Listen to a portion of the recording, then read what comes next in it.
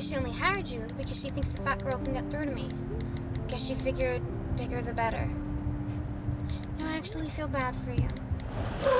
What the hell? Yeah, well, don't feel bad for me, okay? 'Cause I have a ride home. I'm sorry? Get out.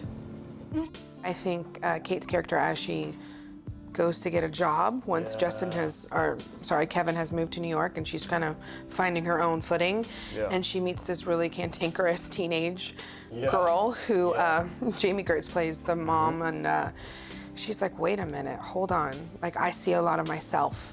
Kate sees a lot of herself in Gemma, and she doesn't want Gemma if she can kind of hold on, and counteract the relationship and their dynamic.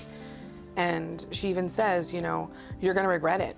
And it's because Kate regrets it. Kate regrets not having that relationship with her mom because she resented her. Yeah. And it's such a false resentment, you know, because her mom loves her unconditionally, but because she doesn't have that love for herself, she then resents her mom. And so Kate tries to get into there and say, hey, Gemma, wait, hold on. I know you're a brat and you're misunderstood. However, don't blame it on your mom. She's doing the best she can, and we all are. Okay, I'm looking. Jeez, this place is whiter than Randall's already pretty white other school. I mean, look at these kids. They look like little Nazi robots. That one's got a briefcase. No kid should be carrying a briefcase. I think it's cute. Yeah, it's cute now. Next thing you know, he's gonna be trapped in a cubicle for the rest of his life. A decision has to be made to remove Randall from a school that is ultimately holding him back and place him somewhere else. And the sacrifice of Jack saying, okay, well, I've got to not be at the certain level of work, I need to provide better, and sacrificing himself to give his kids something better or something different.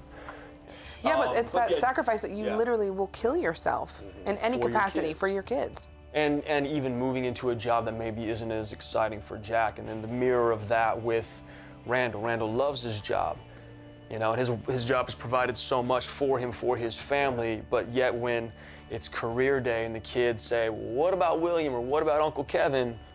All of a sudden, you know, Dad and his job provides a beautiful home and all these nice things isn't enough. Yeah. There's something about, I think there's something interesting also watching Susan's character and Mandy's character and how they relate to their husbands and their husbands' insecurities differently. Yeah. And it seems that Beth and Randall have real similarities, and they have a real evolved way of speaking to each other and knowing each other. Shorthand.